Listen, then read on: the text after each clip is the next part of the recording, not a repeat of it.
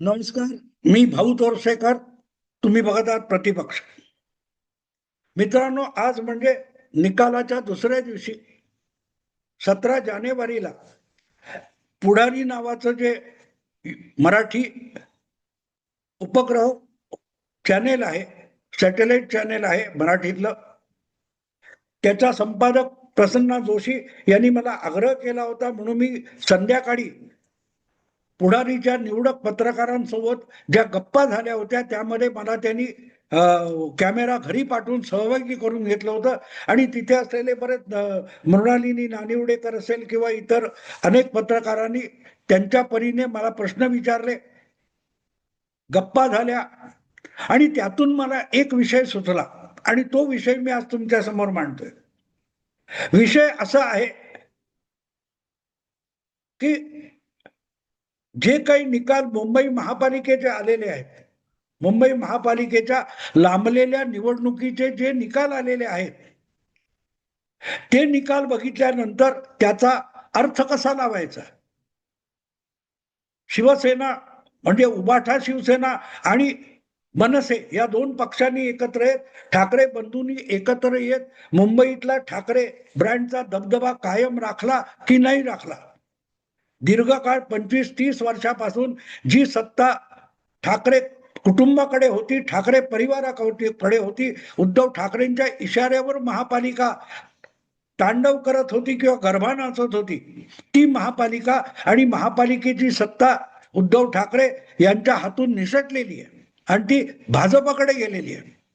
पण हे सगळं होत असताना उद्धव ठाकरे यांचा पक्ष किंवा ठाकरे ब्रँड अशी ज्याला नाव दिलं गेलं, ज्याला ते दोघे भाऊ शिवशक्ती म्हणतात, त्यांचा सुपडा साफ झालेला नाही.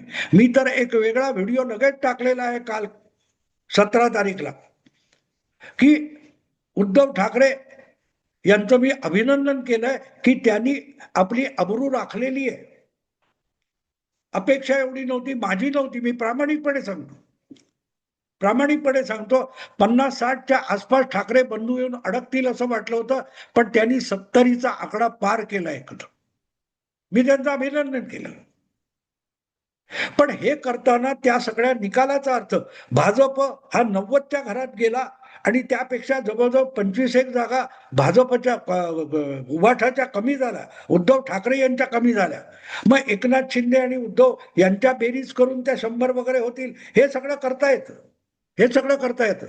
तसं द्राविड, गांगुली, आणखीन कोण, लक्ष्मण, त्यांच्या रन्सची बेरीज केली तर गावस्कर आणि सचिन तेंडुलकर मागे पडतात, हे खरं आहे. पण ते क्रिकेट नियमाने खेळलं जात असल्यामुळे आणि सभ्य माणसाचा खेळ असल्यामुळे असल्या बेरजेतून सचिन आणि गावस्कर यांना मागे टाकलं जात नाही क्रिकेटमध्ये. ते फक्त पत्रकारितेमध्ये होतं. वडाची साल पिंपळाला लावायची आणि पपईचं झाड निर्माण करायचं, हे चमत्कार भारतीय पत्रकारितेमध्ये आणि प्रामुख्याने मराठी पत्रकारितेमध्ये होऊ शकतात. आणि त्या पपईच्या झाडाला उद्या फणस सुद्धा लागू शकतात आणि आपले मराठी संपादक ते फणस लागून त्यातले गरे काढून विकायला सुद्धा लागतील. मुद्दा इतकाच आहे की ठाकरे किंवा उद्धव ठाकरे आणि राज ठाकरे यांनी मिळून ज्या 70 पेक्षा अधिक जागा मिळवलेल्या आहेत, 71-73 जितक्या असतील, त्या 9 वर्षापूर्वी 17 मध्ये मिळालेल्या अख्ख्या शिवसेनेला मिळालेल्या, उद्धव ठाकरेंच्या नेतृत्वाखाली मिळालेल्या ज्या 84 जागा होत्या त्यापेक्षा कमी आहेत. भाजपने जो आपला 82चा आकडा होता तो 7-8 वाढून 89-90 पर्यंत नेलेला आहे.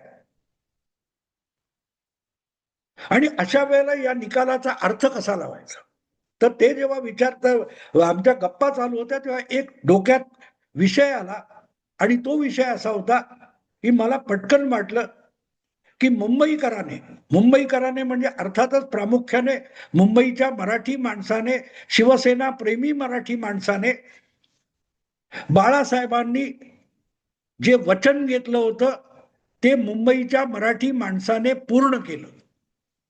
काय पूर्ण केलं? तुम्हाला आठवत असेल तर 2012च्या महापालिका निवडणुकीच्या वेळेला बाळासाहेब शिवाजी पार्कवर येणार येणार म्हणून उत्सुकता ताणली गेली होती, पण बाळासाहेब येऊ शकले नाहीत, कारण ते रुग्णाईत होते, रुग्णशय्येवर अखेरच्या घटका मोजत होते.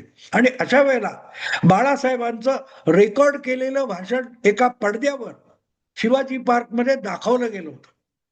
आणि त्या भाषणामध्ये बाळासाहेबांनी अत्यंत गंभीर इशारा दिला होता.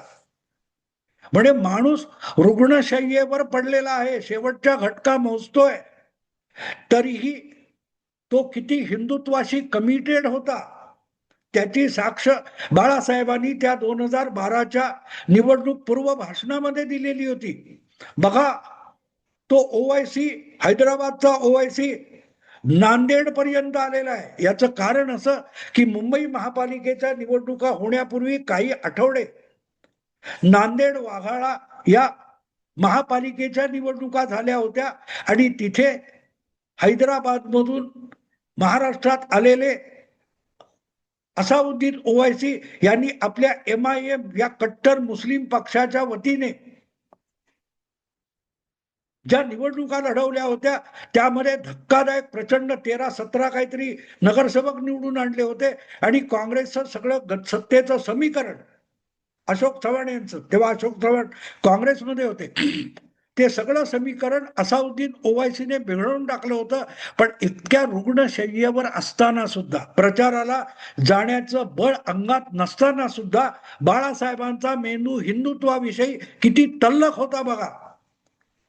ते त्या शेवटच्या भाषणात सुद्धा म्हणाले, अरे तो ओवायसी नांदेड पर्यंत आलेला आहे, सावध राहा, जागे राहा. त्यांचे सुपुत्र किती जागे राहिले हे आपण बघतोय. आजचे जे निकाल आलेले आहेत, तब्बल 12-14 वर्षानंतर त्या निकालामध्ये बाळासाहेब 2012च्या नोव्हेंबरमध्ये गेले.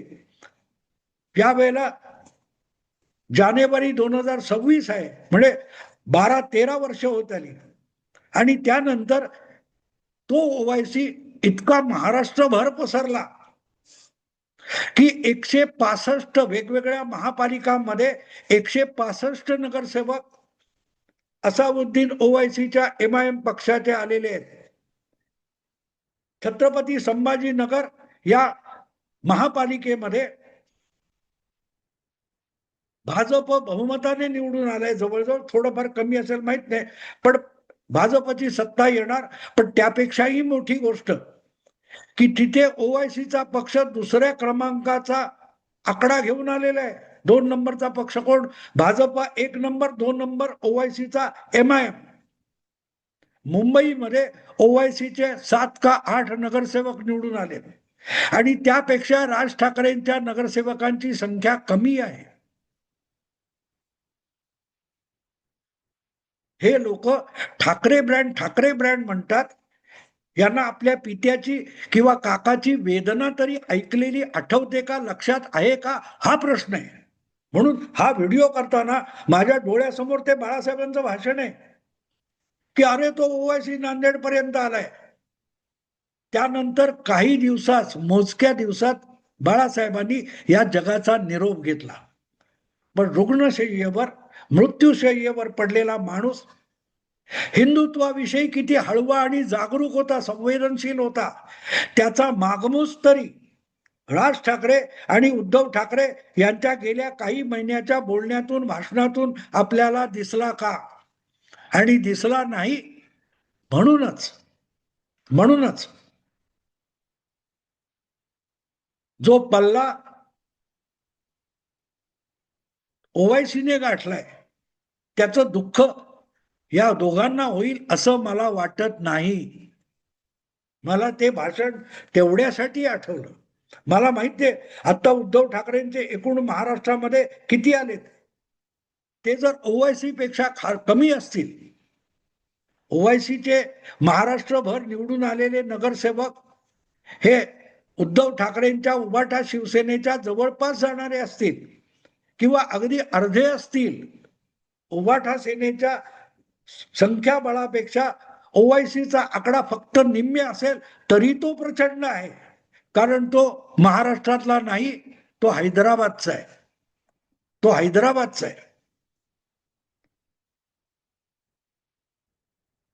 शेवटच्या भाषणामध्ये मृत्यूशय्येवर असताना आपल्या पित्याने काय शब्द उच्चारले ते आठवत नाहीत. ते उद्धव ठाकरे सांगतात मी पित्याला शब्द दिला होता की शिवसैनिकाला मुख्यमंत्री करीत. कोणाच्या डोळ्यात धूळफेक करता जरा सांगाल? कधीतरी आमच्या पत्रकारांचे डोळे उघडणार आहेत का हे प्रश्न हे लोक पत्रकार कधीतरी उद्धव ठाकरेंना विचारणार आहेत का? ते भाषण आठवा, त्याच्यात बाळासाहेब तुमचे जन्मदाते काय म्हणाले होते, माझा बाप पळवला, माझा बाप पळवला म्हणून अखंड रडता. तो तुमचा बाप काय होता, त्याच्या भूमिका काय होत्या, त्याचे विचार काय होते, आठवतात कोणाला? पण तरीही एवढे सगळे गुण बाळासाहेबांच्या सुपुत्राने आणि नातवाने उधळले असताना मुंबईकरांनी मात्र बाळासाहेबांना दिलेला शब्द पाळला. लक्षात घ्या, लक्षात घ्या. बाळासाहेबांचं ते रेकॉर्डेड भाषण पडद्यावर ऐकणाऱ्यांचे डोळे, हजारो हजारो लोकांचे डोळे पाणवले होते की आज शिवाजी पार्कात बाळासाहेब, शिवसेनेची सभा आहे आणि बाळासाहेब जागेवर नाहीत. पाणावले होते डोळे. आणि बाळासाहेबांनी त्या भाषणामध्ये अखेरीस मुंबईकरांना, मराठी माणसाला आवाहन केलं होतं की इतकी वर्ष तुम्ही मला सांभाळून घेतलं आणि मी तुम्हाला सांभाळलं, यापुढे उद्धव आणि आदित्यला सांभाळा. लक्षात ठेवा मी काय म्हणतो वाक्य ते बघा, अजूनही रेकॉर्डमध्ये सापडेल.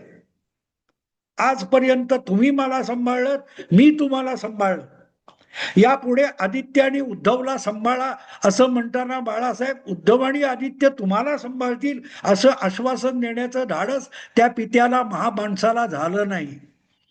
कारण कदाचित आपला मुलगा आणि नातू पुढल्या काळात काय काय दिवे लावतील याची आशंका बाळासाहेबांच्या मनात सुद्धा असावी.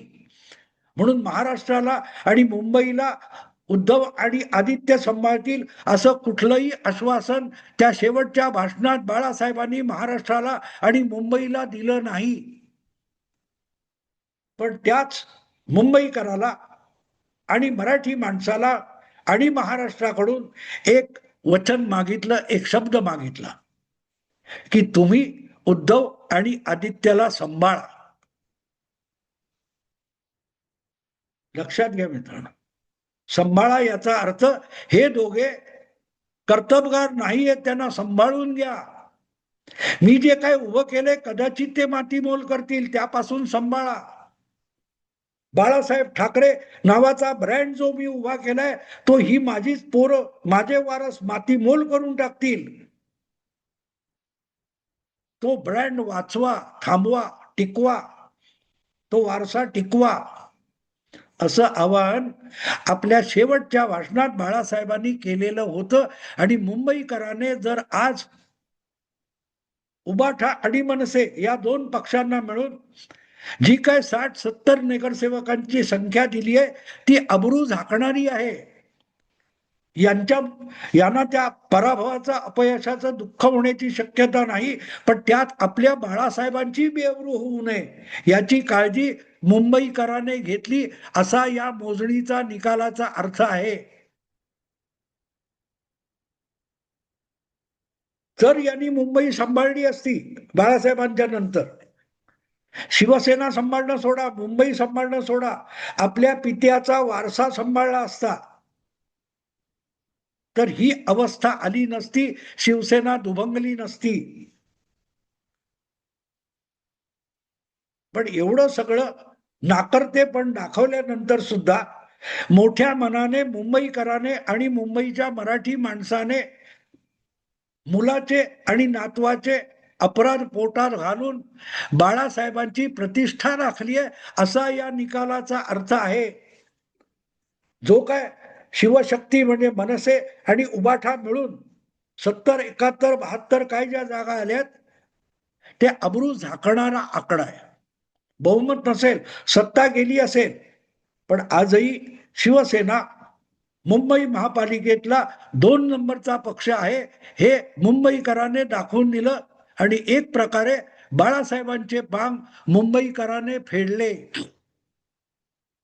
बाकी पुण्यात काय झालं, ठाण्यात काय झालं, आणखीन कुठे नाशिकला काय झालं, किंवा तिकडे पिंपरी चिंचवडला काय झालं, कल्याण डोंबिवली विसरून जा, विसरून जा. ठाणे बाळासाहेबांचं पहिलं प्रेम होतं. पहिली निवडणूक लढवली ठाण्यामध्ये आणि तिथे सत्ता आणि नगराध्यक्ष आणला होता. तिथे शिवसेनेचं पूर्ण बहुमत एकनाथ शिंदेनी आणून दाखवलं. वारसा बाळासाहेबांचा कोणाकडे आहे ते समजून घ्या. आणि ज्या मुंबईमध्ये बाळासाहेब राहत होते, ज्या मुंबईवर त्यांनी आपलं साम्राज्य निर्माण केलं, दबदबा निर्माण केला, तिथे त्यांच्याच सुपुत्राला तो टिकवता आला नाही, त्यांच्या नातवाला तो वारसा पुढे घेऊन जाता आला नाही. पण तरीही मुंबईकराने बाळासाहेबांवरचं प्रेम दाखवत त्या वारशाची अब्रू उघडी पडू नये याची काळजी घेणारा निकाल दिले नाही. म्हणून मी जे शीर्षक दिले की मुंबईकराने बाळासाहेब ठाकरेंना दिलेला शब्द पाळला आणि ठाकरे नावाचा जो वारसा आहे, बाळासाहेब नावाचा जो वारसा आहे, त्याची प्रतिष्ठा टिकवली, इतकाच या निकालाचा अर्थ आहे. तेवढंच बोलून थांबतो. आवडलं लाईक करा, शेअर करा आणि प्रतिपक्षाला सबस्क्राईब करा. नमस्कार.